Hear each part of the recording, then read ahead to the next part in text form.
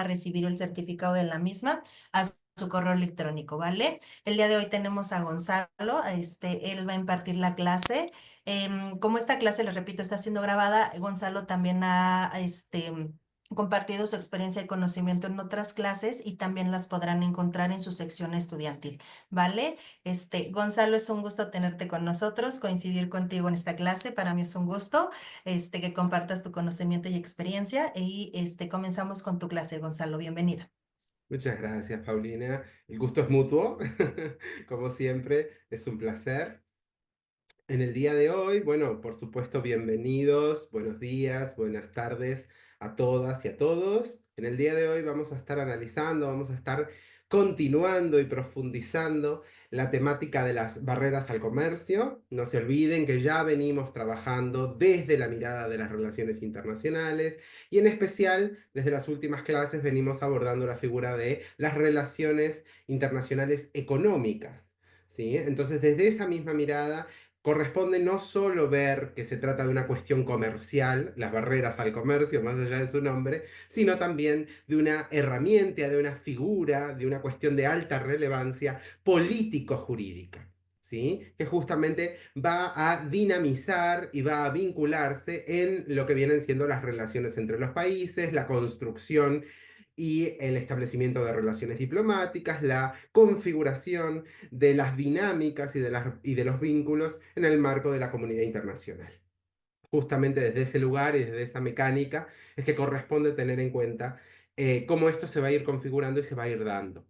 Y de ahí que las barreras las vamos a ver no solo desde las propias barreras en sí, desde la mirada del comercio, ya veníamos viendo el transporte, la logística, ya veníamos trabajando los seguros internacionales, las mecánicas de los negocios y las inversiones internacionales, siempre desde la mirada de las relaciones internacionales. En el día de hoy, como les decía, me importa que tengan muy presente que no solo es comercio o que no solo es política, sino que es una combinación muy intrincada, muy difícil de desentrañar hasta dónde es política, hasta dónde es comercio. Justamente en este punto es un tema enmarcado en estas dos áreas y al no ser exclusiva de una sola, es importante verla desde las dos perspectivas para tener realmente la mirada del prisma. En este sentido, los negocios internacionales, el comercio internacional, está ampliamente atravesado, por supuesto, por las barreras. Luego aclararemos qué tipos de barreras, a qué nos referimos. Es algo que hoy en día estamos viendo mucho, tristemente, o por la coyuntura actual, las mecánicas y las tendencias actuales y contemporáneas.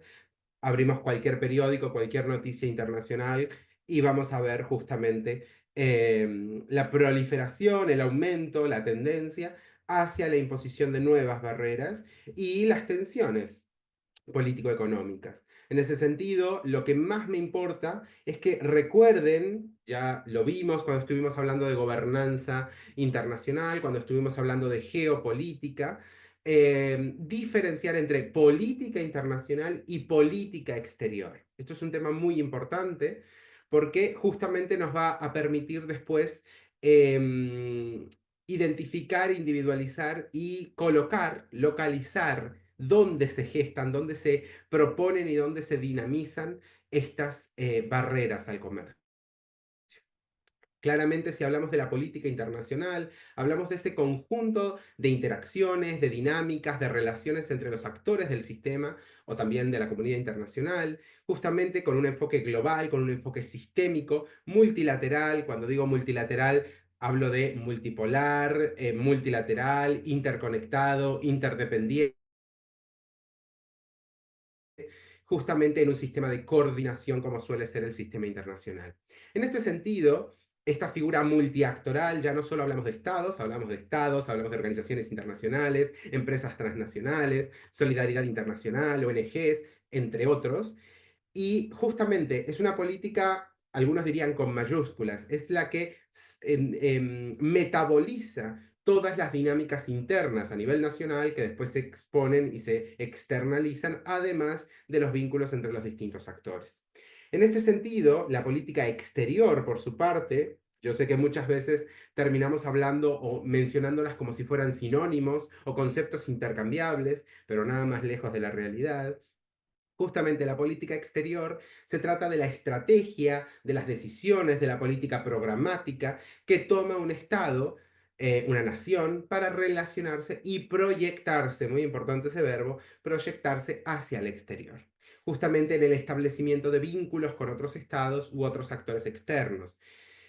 De aquí que cuando hablo de política internacional hablo de una mirada amplia de todas las dinámicas a un nivel macro, mientras que la política exterior tiene una mirada desde lo micro hacia lo macro, es decir, desde el nivel interno hacia lo externo. Pero no nos podemos olvidar que en realidad es una política de raigambre nacional, que después se externaliza o dinamiza o se vincula hacia lo externo, pero en realidad es de corte nacional. Y justamente desde ahí es que se propone y se construye. Tiene una construcción nacional de corte gubernamental, legislativo, cuya materialización e instrumentalización justamente se da por parte del gobierno y también del cuerpo diplomático. El cuerpo diplomático va a ser el canal de comunicación principal, de exposición de esta política exterior. Si un país, por ejemplo, tiene una marcada, supongamos, una marcada línea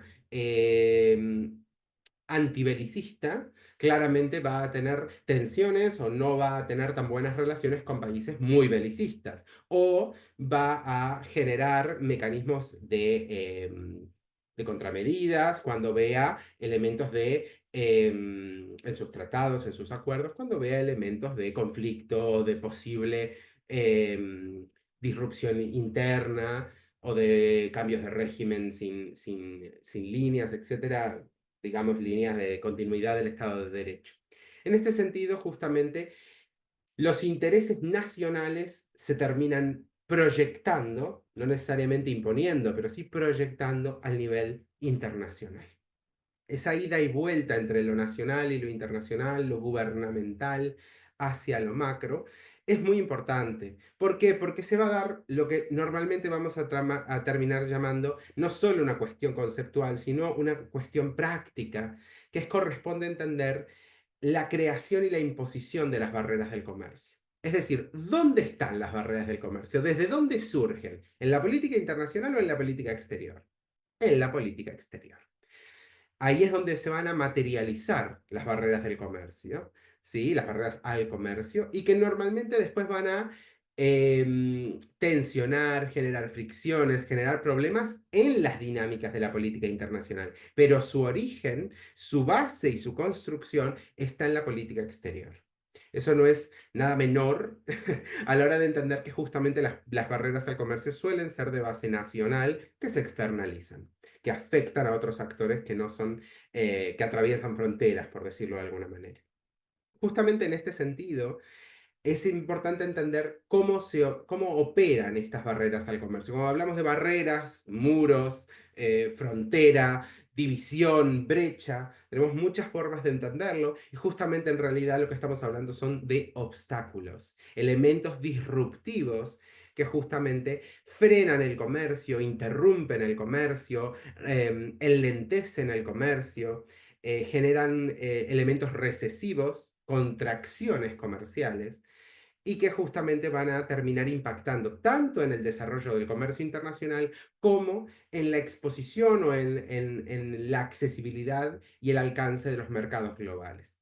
A eso les remito a las clases anteriores en materia de mercados, en materia de comercio internacional, que ya estuvimos analizando justamente esas mecánicas globalizadoras, esas mecánicas de alcance global, de propuestas de incorporación al mercado y la promoción mismo desde la Organización Mundial del Comercio y organizaciones regionales tendientes justamente a la promoción del comercio como mecanismo en materia de desarrollo sostenible o de desarrollo en general y también de crecimiento económico y poder económico.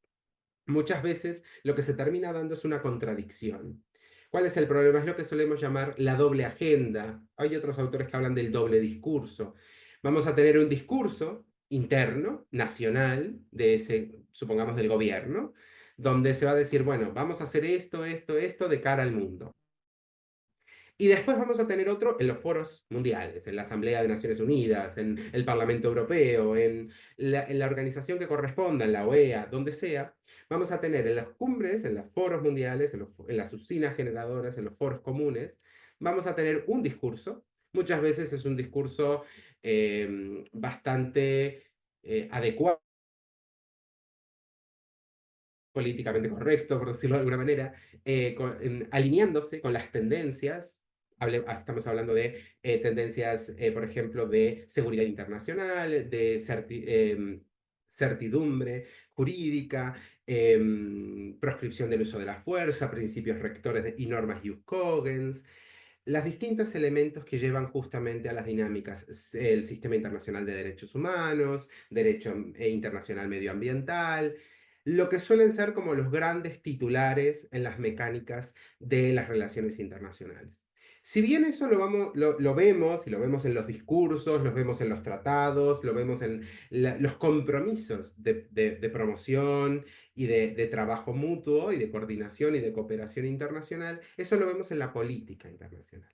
Luego, a la hora de hacerlo práctico, de que eso se materialice, vemos otra línea, ¿sí? Países que, por ejemplo, promulgan o incentivan, firman acuerdos, firman tratados en pro del comercio y que después en su política exterior implementan barreras arancelarias, por ejemplo, o barreras al comercio. No tiene sentido. O somos pro comercio o somos anticomercio. Las dos cosas juntas es bastante incoherente, pero pasa mucho. Firmamos el protocolo de Kioto, pero por otro lado aumentamos, supongamos, la emisión de gases porque aumentamos la industrialización en ciertas regiones. Por un lado, firmamos la Agenda 2030 y por otro aumentamos el fracking o minería a cielo abierto muy contaminante. Es decir, las tendencias del doble discurso, la doble agenda que se le suele decir, justamente lleva a el cuestionamiento de cómo se materializan estas figuras, como son las barreras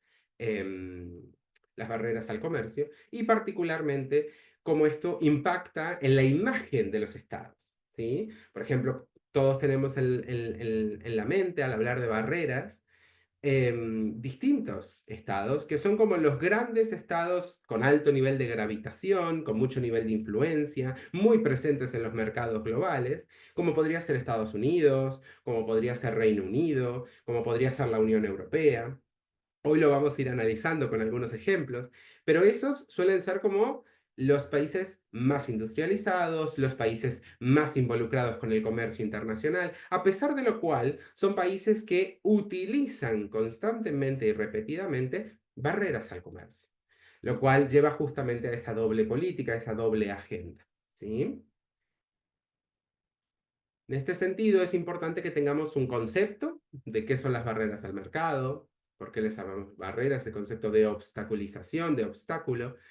Es el conjunto de normas o regulaciones nacionales, muy importante, después se materializan, se metabolizan en el mundo a través de las políticas exteriores, pero son normas y regulaciones nacionales con diversas finalidades. Es muy importante eso porque la justificación de las barreras pueden ser muchas. Algunas son muy válidas y muy coherentes y muy correctas. Es decir, no podemos dejar que entre cualquier producto, por ejemplo, por riesgos sanitarios.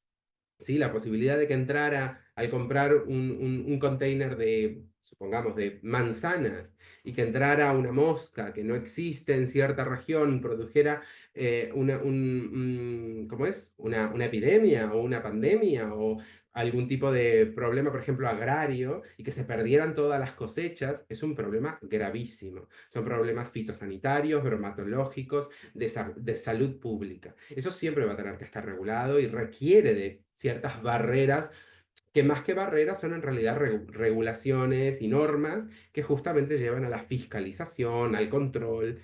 Pero después tenemos otro tipo de barreras, que es las que en realidad sí llevan ese nombre de barrera, que en realidad se materializan justamente como un obstáculo al comercio. Son un arma arrojadiza, que se podría decir, una herramienta político-económica para frenar y tiene diferentes finalidades. Finalidades que vamos a ir trabajando y vamos a ir viendo más adelante en la clase. Justamente ese conjunto de normas, ese conjunto de regulaciones, se va a orientar sobre todo a ese intercambio de bienes y de servicios que atraviesan las fronteras nacionales. En este sentido, hay dos grandes clasificaciones, o dos grandes líneas, que son las barreras arancelarias, los famosos aranceles, que hoy en día los escuchamos tanto, que están tan en boca de la prensa internacional. Es importante tener una mirada, saber qué son, a qué nos estamos refiriendo, qué son los aranceles, qué son específicamente las barreras arancelarias, cuál es su función, para qué sirven, cómo se utilizan en la política internacional. Y después tenemos las barreras técnicas. En este sentido, es muy importante tener presente que las barreras arancelarias son un impuesto. Como todo impuesto, es un elemento fiscal, como todo impuesto, lo impone el Estado, y el Estado, ¿a quién se lo puede imponer? A sus ciudadanos.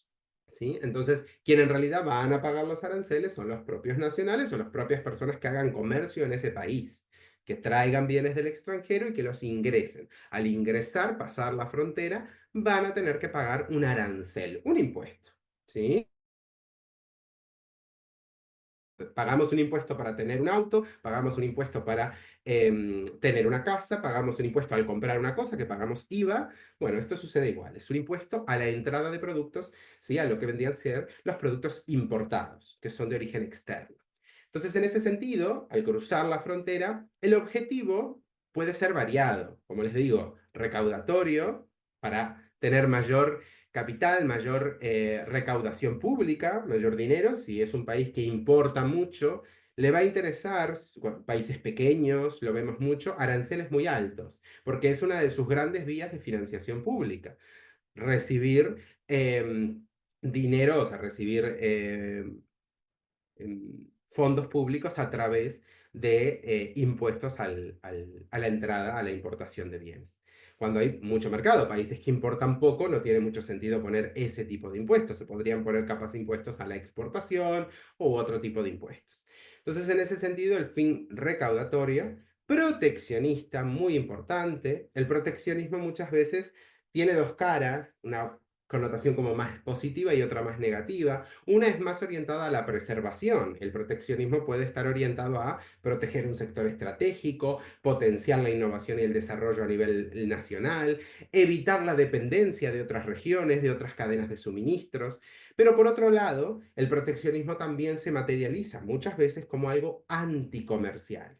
En este sentido, es muy importante entender que cuando tenemos un discurso pro comercio, pero tenemos medidas anticomerciales o medidas proteccionistas, ahí tenemos un choque, una colisión en términos que justamente llevan a tener que hacer un análisis. Para eso estamos todos aquí, para aumentar, mejorar nuestra capacidad de análisis en el plano de las relaciones internacionales, los eventos internacionales, que justamente una persona, supongamos un gobierno que periódicamente o repetidamente está incorporando nuevos aranceles, está siendo anticomercial en general, ¿no?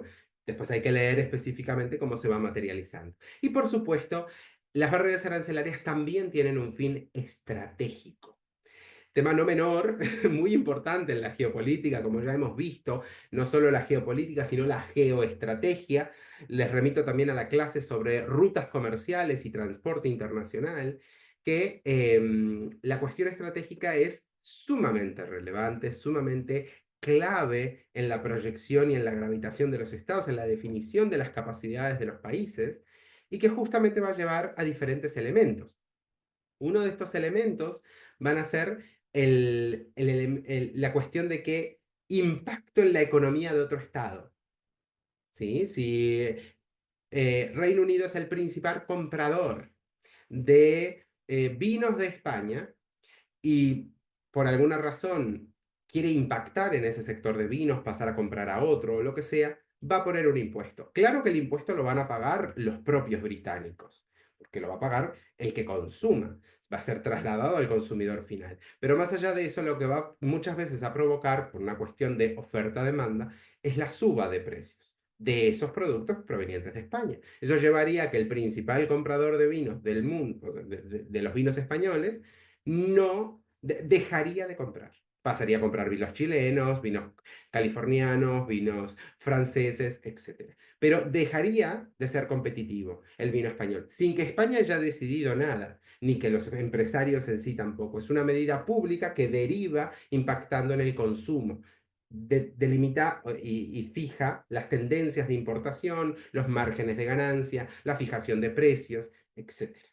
Justamente ese mecanismo de naturaleza económico y fiscal que orientan a aumentar el precio final de los productos importados. Es una afectación no necesariamente directa, no de un día, pero tiene una concatenación bastante rápida y una consecución rápida en el impacto. Por ejemplo, la imposición de un arancel del 25% al acero extranjero.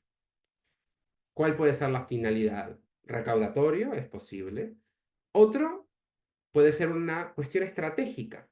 ¿Por qué? Porque ese país quiere que su mercado o su sector metalúrgico y siderúrgico mejore, esté mejor posicionado, sea competitivo. Entonces, ¿qué es lo que hago? Encarezco lo extranjero, lo que tiene capacidad de competir, para muchas veces potenciarlo o que no quede relegado, que se siga comprando. Es una defensa de la metalúrgica local, o sea, del sector local. Esto tiene distintas versiones, distintas formas de verlo y de leerlo según el caso.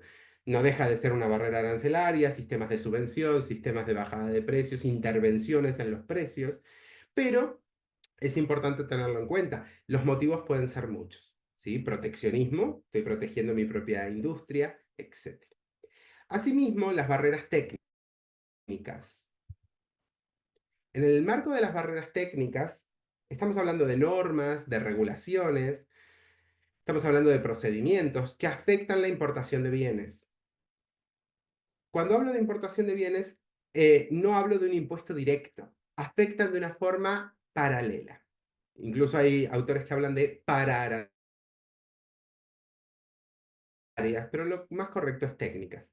Justamente son esas regulaciones, esas normas que son propias de toda aduana, de toda frontera, son necesarias en la fiscalización, en el contralor de los bienes que ingresan, pero que justamente se van a utilizar y justificar desde estándares sanitarios o fitosanitarios, bromatológicos, de seguridad, etiquetado o empaquetado, el embalaje, licencias, requisitos técnicos, tienen que cumplir con cierta norma de normalización ISO o tiene que cumplir con ciertos estándares de refrigeración, de protección de datos, de mecanismos de seguridad, etc. Justamente en este sentido, la naturaleza per se es regulatoria, tecnológica, administrativa, es algo operativo de cómo funciona el ingreso y la importación de bienes en ese territorio. Pero muchas veces, ¿cómo se van a utilizar? Se van a utilizar en la afectación del ingreso. Yo impido que ingresen por cierto motivo, para que afectar al país de donde vienen, para afectar al comercio, para proteger mi industria en ese sector, etc. Los tiempos, cuando se complejiza mucho, se implementan muchas barreras técnicas específicas que existen solo en un país y no existen en otros, no hay una estandarización, una normalización, justamente lleva a que sea muy difícil. Termina haciendo que los importadores, que las empresas desistan, no entren y justamente termina impactando en la economía de todo el lugar, pero especialmente de ese sector económico.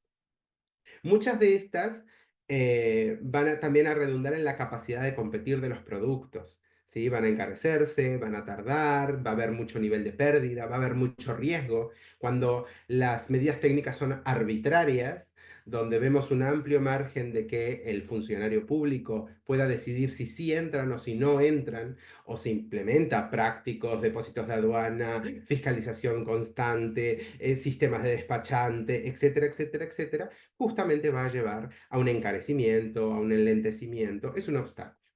Y va a terminar muchas veces redundando en que muchas personas abandonen ese negocio y se dediquen a otro producto o a otro rubro y va a generar un impacto. Tanto en el propio desarrollo económico como también en el país del que provienen, sobre todo si es un país importante en la importación a ese país. Ahí es donde también va a importar mucho la relevancia de qué países y qué países. No es lo mismo el vínculo quizás que puede tener Arabia Saudita y Egipto al que puede tener Egipto con Papúa Nueva Guinea, por una cuestión de cercanía, de representación económica, de niveles o de sectores de importación, de vínculos, etc. Entonces, en ese sentido, un ejemplo podría ser el rechazo de alimentos, como el caso del pescado. Es un muy buen ejemplo, es un caso muy habitual, de hecho, donde se implementa una nueva tecnología, donde tiene que haber una refrigeración, supongamos, a -7,5 grados, o algo por el estilo, un modelo de congelamiento para evitar el anisakis, ciertos patógenos posibles, mecanismos de refrigeración. Esto se modifica de una forma repentina. Los barcos ya están llegando, a veces tardan meses desde que partieron hasta que llegaron, no pueden implementar esas medidas y los distintos cargamentos son rechazados por riesgo fitosanitario. Esto puede ser por cuestión fitosanitaria o si no, puede ser en realidad como una herramienta política donde yo estoy tratando de golpear a la otra economía, impactar sobre ciertos sectores, utilizar mecanismos de retorsión, ¿sí? Mecanismos secundarios que llevan justamente a la utilización de estas barreras. Les recuerdo que si tienen algún comentario, alguna pregunta, pueden utilizar el chat y si no, pueden levantar la mano que Paulina me avisa. ¿Ok? Perfecto. Gonzalo, sí, perdón que te Sí, interrumpa. Justamente tenemos una pregunta en el chat de genial. José Ángel Villeda. Dice, buenas tardes a todos. ¿Será este ejemplo que mencionas el caso de las medidas que ha tomado los Estados Unidos? Excelente, muy bien. Sí, José Ángel, el caso de Estados Unidos, ahora ya en un sentido mucho más amplio, lato sensu, como podríamos decir, con muchos ejemplos, pero desde el 2020 venía enmarcado en el marco de lo que se llama una guerra comercial. Tuvimos toda una clase sobre guerras híbridas y guerras comerciales, analizando el caso concreto Estados Unidos-China. Pero es un muy buen ejemplo. Estados Unidos ha empezado a implementar justamente barreras principalmente arancelarias, no por motivos recaudatorios, tampoco por motivos del todo estratégicos, sino justamente por motivos proteccionistas.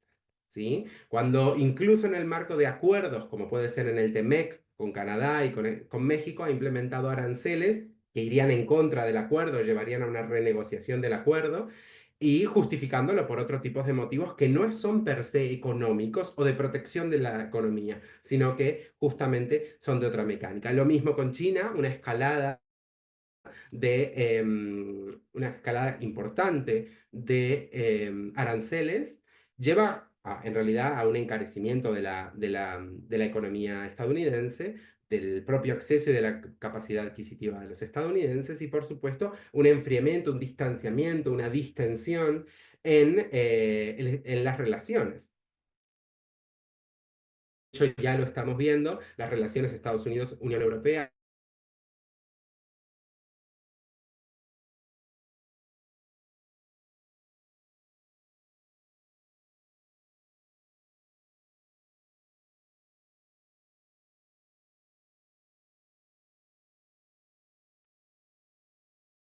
Vamos a darle unos minutos a Gonzalo para que pueda restablecer su conexión.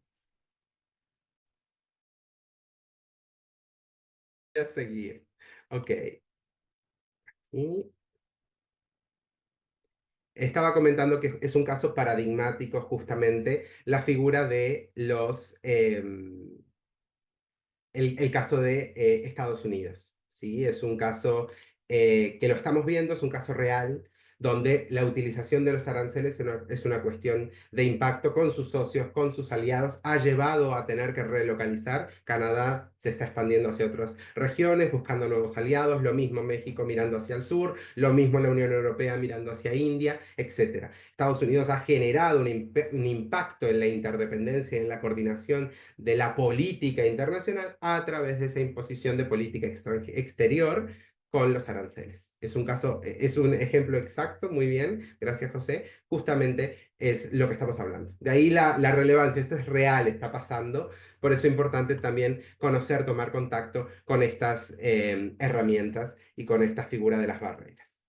A la hora de la relevancia, me interesa que también tengan en cuenta, que lo vean, la relevancia de cómo esto se va dando en distintos elementos. Como les decía, no solo son herramientas o no solo son políticas económicas, no solo son barreras comerciales, sino que en realidad son obstáculos y herramientas políticas.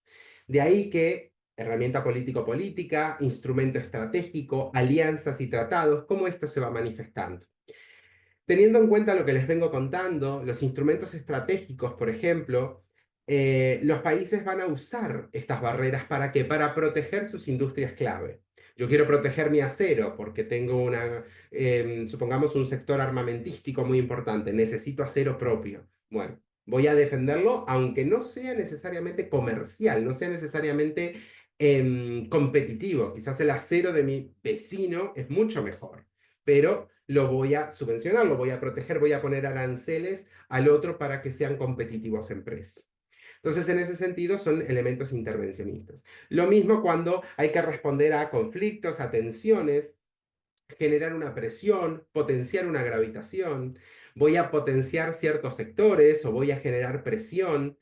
Un muy buen ejemplo en materia del instrumento estratégico es la presión. Yo quiero que, supongamos que yo soy la Unión Europea y Paulina es México, ¿sí?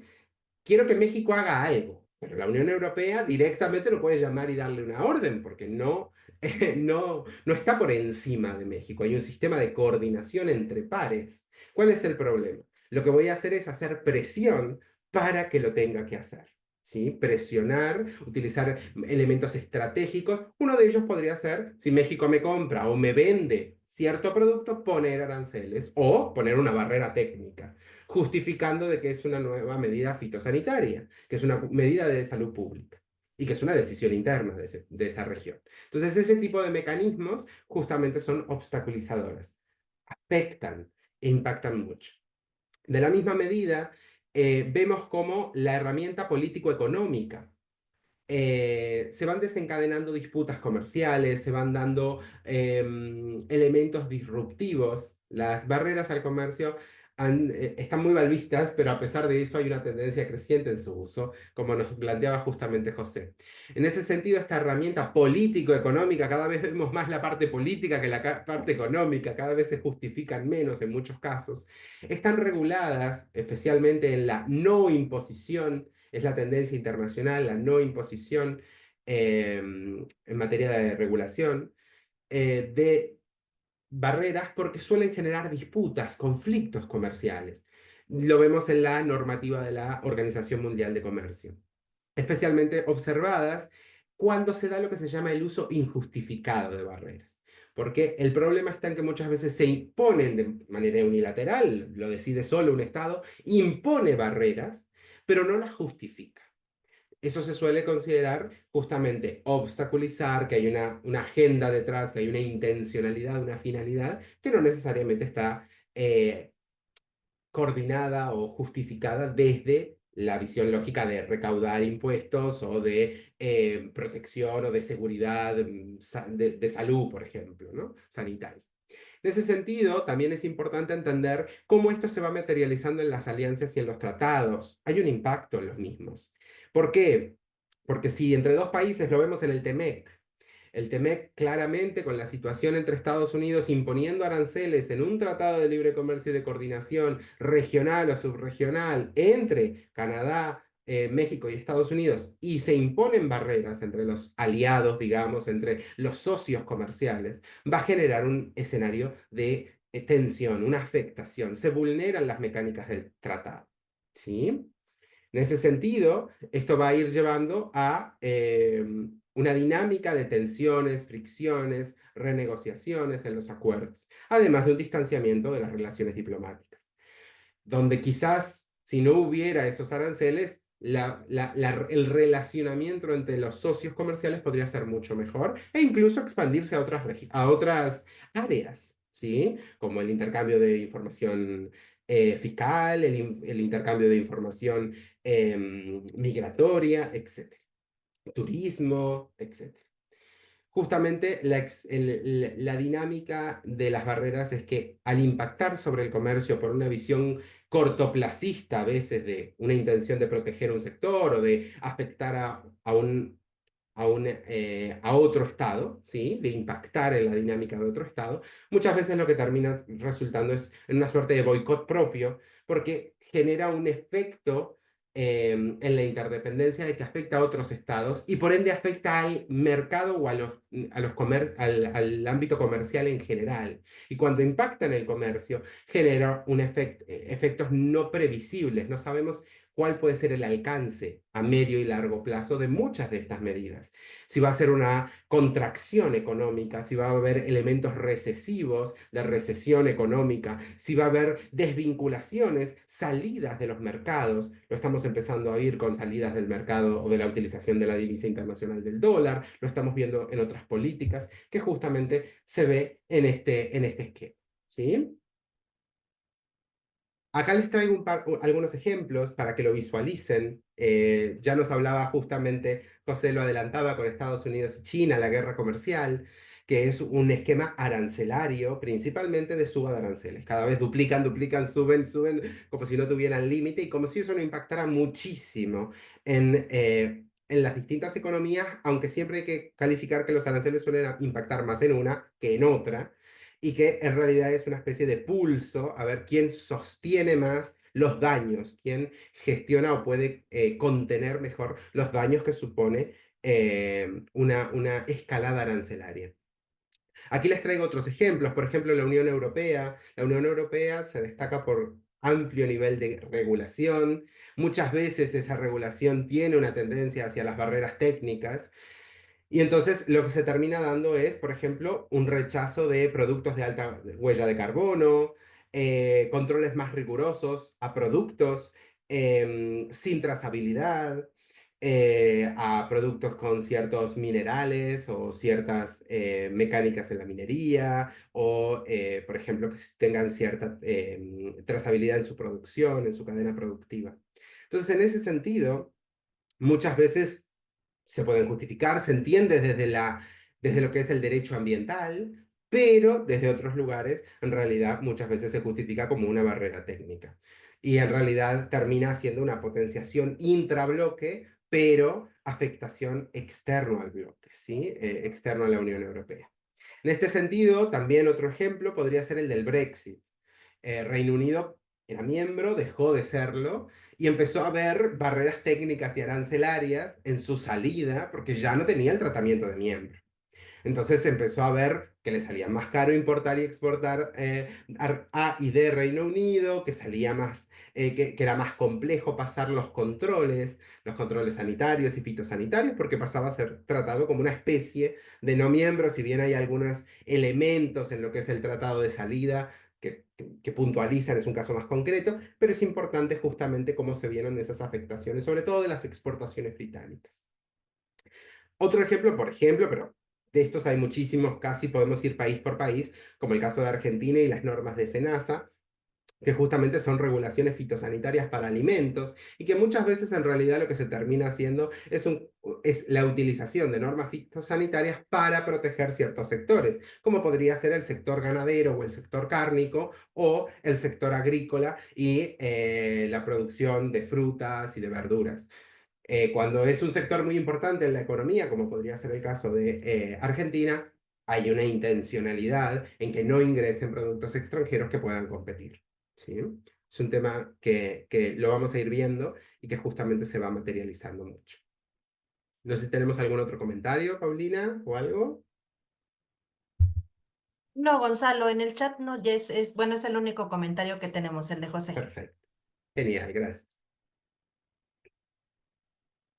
En este sentido, me interesa hacer como, para no ampliarlo, o sea, no irnos demasiado con ejemplos reales, me pareció oportuno traer ejemplos de laboratorio. Es decir, vamos a imaginar un escenario, un ejemplo, con algunos casos, analizando justamente cuando las barreras son tomadas como barreras políticas. Es decir, son barreras al comercio, pero son una herramienta política, con medidas de presión, medidas sancionatorias, medidas proteccionistas, y se terminan constituyendo de esta manera. Y vamos a ver algunos escenarios y vamos a pensarlos, ¿sí? Vamos a tratar de ponerlos en la situación para ampliar y tener también una visión un poco práctica de cómo se da esta mecánica. Supongamos Alemania y Colombia, ¿sí? Alemania y Colombia están en negociaciones para firmar un tratado bilateral de inversiones, un TBI, donde se va a regular cuestiones de inversión extranjera, de inversión de cartera, para afianzar ese vínculo entre los dos países.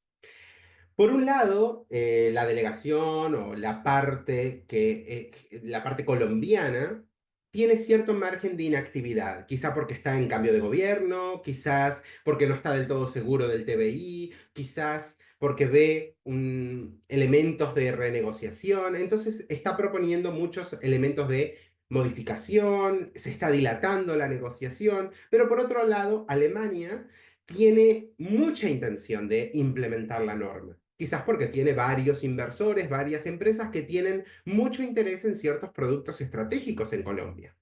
Entonces, en ese sentido, Alemania dice, necesito este TBI. Va a promover las inversiones y me resulta, es estratégico para mí. Entonces, ¿qué puede hacer Alemania? Alemania va a implementar a modo de medida de presión, porque no puede obligar a Colombia a que firme un tratado. Como no puede obligarla, lo que va a hacer es utilizar una medida de presión, medida coercitiva, medida coactiva tendiente justamente a que lo haga de una manera relativamente sutil, no es sutil, no diplomáticamente, que justamente lo que va a implementar es una nueva medida. Una de las cosas que Alemania le compra a Colombia es café, por supuesto.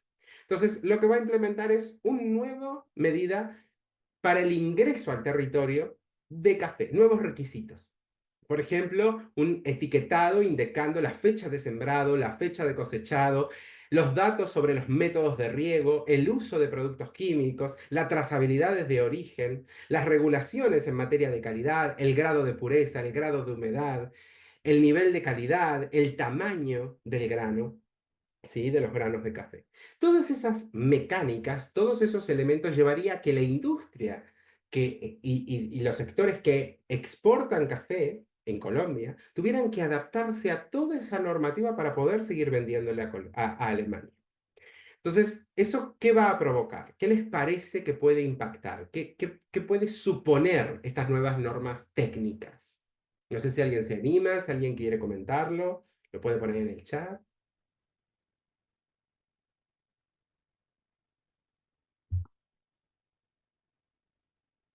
Pueden abrir su micrófono para participar. Hola Gonzalo, Hola, adelante. hola, soy Edgar. Fíjate de que una de los escenarios que se está viendo, pues es Ujú. el aspecto del proteccionismo. Se están Totalmente. proteccionismo, se están protegiendo. Sin embargo, lo veo más, yo particularmente lo veo más Ujú. geopolíticamente hablando. Por ejemplo, Sí, es un proteccionismo geopolítico, por supuesto. definitivamente. Sí, sí, Yo sí. veo, por ejemplo, el interés que tuvo en un momento determinado China, eh, queriendo colocar aquí en el Golfo de Fonseca en el Salvador, Ujú, Honduras y Nicaragua que lo comparten, pero específicamente en una de las islas del Golfo de Fonseca pertenecientes a El Salvador, una base, di- no dijeron que era base, pero se supo que era una base. y una plataforma de investigación. Se Sí, utilizan así distintas es. expresiones. Así es lo mismo, pues, el caso de Ucrania.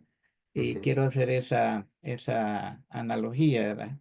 ujú, Ucrania queriendo entrar a la OTAN, no le conviene a Rusia porque van a colocar pues unas bases militares que van a estar más cerca, misiles que van a estar más cerca, ujú, geopolíticamente hablando. En El Salvador el interés de China por colocar, que tanto era lo indispensable de tener también comercialmente hablando, pues un interés, un nuevo canal abierto entre los lagos de Nicaragua y Nicaragua, el pleito de que siga perteneciendo, entre comillas, el canal a Estados Unidos, eh, queriendo imponer su prepotencia y diciéndole que se lo va a volver a quitar. Ujú. Entonces, Exacto. todo ese tipo de escenarios, como tú lo mencionas, son escenarios que van incidiendo definitivamente en El todo. choque de las políticas exteriores, de los intereses Exactamente, Gonzalo. nacionales a nivel externo. Pero Así es. importante el siguiente paso, Edgar, y es cómo esto se baja, se aterriza en barreras.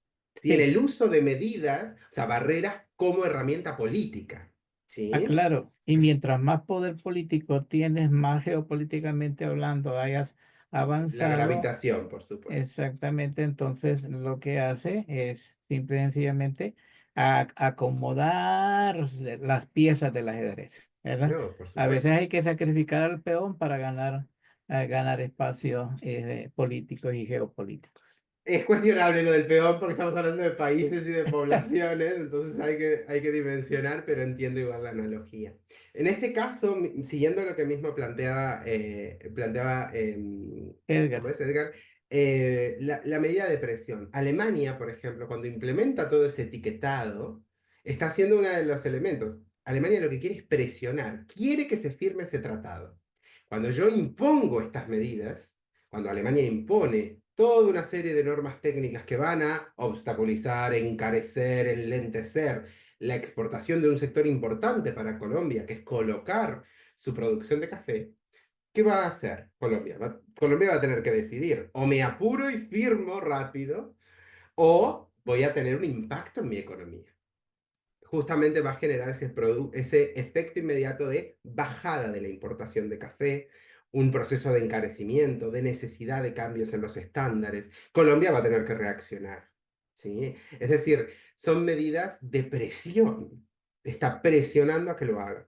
Esa presión diplomática se puede materializar de distintas formas, dependerá del gobierno, dependerá del cuerpo diplomático, de cómo se vayan dando y de cómo se transmitan, porque Colombia puede ir a firmar o puede hacer lo contrario, quitar de arriba de la mesa de negociación, el tratado y generar justamente salir a buscar otros socios y dejar de venderle a Alemania, ¿no? Es decir, no son medidas simples. Volviendo al ejemplo del ajedrez, no siempre sabemos lo que va a hacer el otro y esto es estrategia, esto es elemento geoestratégico. Entonces, a veces puede salir muy bien, como otras veces no, y de repente eso termina generando todo un efecto derrame, todo un efecto golpe a la Unión Europea en general, porque Colombia empieza a colocar su producción en el sudeste asiático y deja de exportar a la Unión Europea, o empieza a exportar mucho más caro. Entonces, el acceso a los productos, la calidad de las personas, los negocios vinculados al café colombiano, etcétera, se genera un efecto derrame que justamente lleva a un encarecimiento, a una afectación de un sector comercial, etcétera. Tema no menor, y que justamente una decisión que parecía orientada a una cosa puede resolverse en cualquier otra. Ahí está la incertidumbre donde se manejan estas dinámicas geopolíticas y geoestratégicas. ¿Sí? A modo de medida sancionatoria, como les digo, son ejemplos de laboratorio. Esto no está pasando en la realidad. No hay una tensión actual entre Alemania y Colombia por el café. No. Pero es para que tengamos una visión de ejemplo, así que nos sirva como ejemplo. Por ejemplo, una medida sancionatoria, es decir, es una barrera arancelaria la que vamos a ver. ¿Sale más caro un producto? Ok. No solo sale más caro, tiene una función, la cual puede ser muy justificable y muy lógica, pero es importante entenderla como una herramienta política. En este caso, India decide y procede a aumentar su arsenal nuclear. Como reacción, como medida y contramedida, China y la Unión Europea proceden inmediatamente a imponer aranceles del 50% a la mayoría de las importaciones de los productos indios. Entonces ahí India va a tener que elegir. ¿Sigo con el arsenal nuclear? ¿Sigo con la proliferación nuclear en contra de normativas internacionales aprobadas? ¿O por el otro lado, pierdo capacidad económica? Pierdo socios comerciales, pierdo presencia mundial en los mercados globales, porque mis productos se van a dejar de comprar. Pasaremos a comprar productos de Bangladesh, de Pakistán, productos de otras regiones del sudeste asiático, pero va a haber menos presencia de productos indios. ¿Por qué? Porque salen más caros. Entonces, en ese sentido, es una medida sancionatoria. ¿Qué están buscando? que vuelvan, es decir, los estados presionan en este caso, sancionan a un estado, lo hemos visto mucho con Irán, con Rusia, con otros muchos países, donde se implementan medidas sancionatorias contra ellos justamente por políticas públicas, por políticas nacionales tendientes a incumplir normativas internacionales, como proliferación de armas nucleares, incumplimiento de derechos humanos, contaminación transfronteriza y contaminación en general contra el derecho internacional medioambiental, etcétera, ¿sí? En este sentido, justamente vamos a ver cómo se van materializando esas sanciones y cómo van afectando en las dinámicas tanto del derecho internacional como del comercio internacional. Nuevamente, la política y la economía o el comercio están muy, muy relacionados y casi no podemos ver dónde empieza uno y dónde termina el otro. El otro ejemplo que les traigo es una medida proteccionista, ¿sí? La Unión Europea, por ejemplo, de hecho es un caso real, pero bueno, vamos a suponer que es un caso de laboratorio, implementa un conjunto de aranceles, ¿sí? Encarecimiento de los productos, dificultad de entrada, barreras técnicas. ¿Hacia dónde? No hacia un país concreto, lo hace hacia un sector completo, que serían los productos agrarios, a los productos derivados de la agricultura. En este sentido, ¿para qué lo hace? Para proteger. ¿Qué es lo que está protegiendo su propio sector? La Unión Europea no quiere dedicarse solo a la industria, no quiere que se deje, sobre todo el sur de Europa, se deje de la agricultura, se abandone. ¿Sí? La granja de Europa la encontramos en España, la encontramos en Portugal, la encontramos en Italia, ¿sí? Donde se cultiva, donde todavía existen márgenes de agricultura. Cuando esas economías la delegan, queda fuera. España se puede dedicar muchísimo más al turismo, de hecho lo hace, que a la agricultura, supongamos. Claro, el problema es que el día de mañana, si se encarecieran los precios, si aumentaran la situación, y yo soy un país que no produzco comida, evidentemente voy a tener un alto nivel de dependencia. Entonces tengo que proteger ciertos sectores estratégicos, porque si no los protejo, quedo expuesto ante posibles riesgos, ante posibles cambios del sistema internacional. De ahí que se implementan estos sistemas normalmente hacia lo extrarregional, en el caso de la Unión, que es un bloque, ¿sí? Potenciando, subvencionando, protegiendo la economía local. Muchas veces no es algo comercial, porque me salga más cara la naranja, ya sea cultivada en Europa o fuera de Europa, en realidad termina siendo que a todos nos sale más caro la naranja.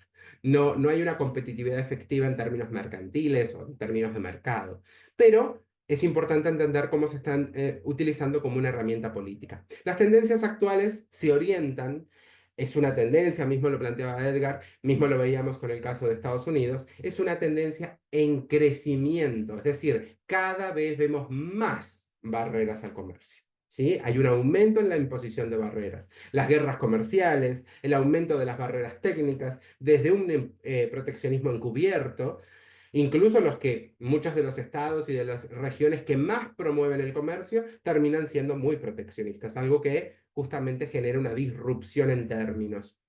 El mayor uso de barreras por motivos climáticos o sanitarios, algo no necesariamente malo, muchas veces es justificable, se entiende, pero justamente termina generando barreras en materia de digitalización, en desarrollo sostenible, normas técnicas para materia de software, de hardware. Vemos mucha proliferación, mucho aumento en materia de barreras.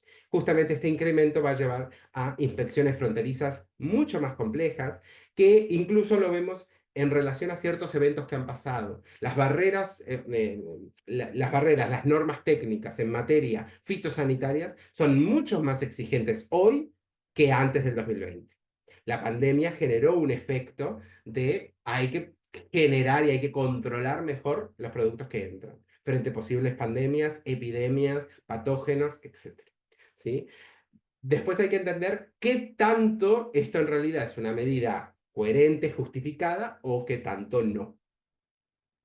¿Sí? En realidad es una medida tendiente al impacto político, ¿sí? Una medida arrojadiza, una medida de presión, una medida sancionatoria, una medida de coacción, proteccionista, etc.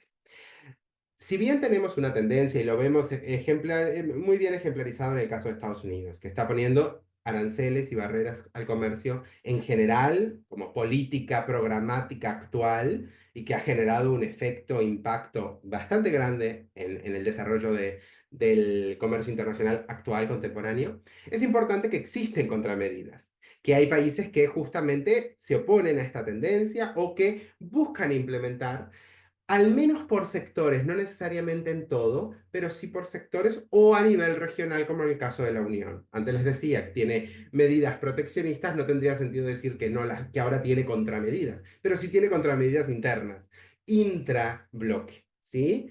Intraeuropeo. Esta escalada, como les decía, justamente va a llevar a la implementación de contramedidas. La Unión Europea tiene el RAS, que es el Rapid Alert System for Food and Feed, justamente orientada a la no resolución o la no implementación por los distintos Estados miembros de barreras no arancelarias, barreras técnicas. Ya desde el 2002 se evita justamente que haya regulaciones sanitarias que generen o supongan una barrera técnica encubierta. Por ejemplo, la República Checa impone una nueva barrera para el ingreso de tomates, cierta característica, tiene que tener cierto tamaño, ¿eso dónde va a impactar? En España, supongamos. Entonces, ese negocio, ese desarrollo comercial que es intraeuropeo, termina siendo obstaculizado. Claramente, no podemos ser un bloque, no podemos potenciar el comercio intrarregional o intrabloque si tenemos barreras entre nosotros. ¿Sí? Algo que vemos en muchos otros organismos o muchas otras procesos de integración de nivel económico, que la Unión intenta, digamos, desasnar o ir sacando, ir quitando elementos en materia de barreras internas. Otra cosa va a ser externas, ¿sí? Pero ahí vemos justamente doble línea para promover la dinámica de bloque, la dinámica del proceso de integración. Después tenemos el caso de Chile, Chile y los TLC. Ha tomado una política tendiente justamente a los tratados de libre comercio, que lo han impulsado, lo han colocado como una potencia comercial, con mucha más presencia en los mercados, en la colocación de sus productos a nivel internacional, a través del aperturismo comercial. Lo vemos con la Unión Europea en el 2003, con Estados Unidos en el 2004, con China en el 2006. Justamente estipula muchas veces en estos TLC las cláusulas específicas de no imposición de obstáculos técnicos al comercio, quitar las barreras técnicas. ¿Sí? Ya sea por mecanismos técnicos al comercio, como también por medidas fitosanitarias o sanitarias. Es decir, la obligación de notificar y de justificar, lo que les decía antes, no solo pongo una barrera, sino la justifico. Y además notifico. Si yo notifico con tiempo, puede justamente darme dar el tiempo y no suponer un daño tan grande a que mi socio comercial o el otro estado que se ve afectado pueda incorporar los cambios con tiempo. ¿Sí? Ahí está el chiste de la notificación y por supuesto de la justificación a la hora de ir entendiéndolo. ¿Sí? Además de que, por supuesto, no haya elementos arbitrarios. Por último, les traigo el ejemplo de Japón con la RRMA, que es la Regulatory Reform and Market Access. Desde el 2001 hasta, y lo vemos también en una segunda dinámica en el 2013 con la estrategia Abenomics, justamente se plantea una eliminación progresiva de barreras. Aquí no estamos hablando de barreras para con otro estado, barreras propias. Una dinámica de aperturismo comercial. Japón es una isla, tiene límites en producción, en industrias, en sectores, acceso a productos, a materias primas. Entonces, voy a generar una política aperturista pro-comercial justamente para mejorar el acceso, la presencia, las dinámicas regionales. Por ejemplo, en los sectores como el automotriz, el agrícola, el farmacéutico, una orientación justamente hacia el aumento de la competitividad y de la integración comercial. Son dinámicas, son medidas y contramedidas a otras tendencias como es la del proteccionismo o la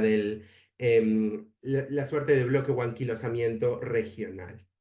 En este sentido, y ya para ir terminando, es un tema muy grande, es un tema muy actual, nos impacta a todos y nos exige pensarlo, repensarlo, entender qué es un arancel, entender cuáles son las barreras técnicas, cómo se materializan. Para eso, por supuesto, les dejo bibliografía para que puedan profundizar, para que puedan ampliar en esta toma de contacto.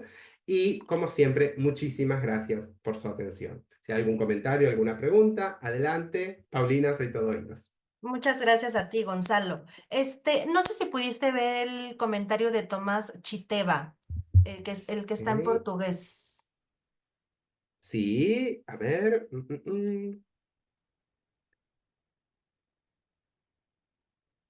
Sí, por supuesto, Tomás. Como comentaba, las barreiras están en un claro conflicto, ¿sí? Eh, Tanto en la dinámica económica, pero también en la diplomática o política. Cuando digo política, abarco también lo diplomático, ¿sí? Lo político-económico termina impactando en las relaciones entre los países. Si tú me pones barreras entre dos socios comerciales, va a haber un distanciamiento. La relación, por ejemplo, hoy entre el cuerpo diplomático canadiense y el cuerpo diplomático estadounidense no está nada bien a cómo podían haber estado hace 20 años, supongamos, como socios y que además como vecinos y fronteras comunes y demás. Es decir, la presencia de las barreras genera un impacto negativo no solo en lo comercial, en el enfriamiento del negocio, en el encarecimiento o la presencia de los mercados, sino claramente en una cuestión política, por supuesto. La mirada desde las relaciones internacionales es que no solo es económica, sino justamente también es política.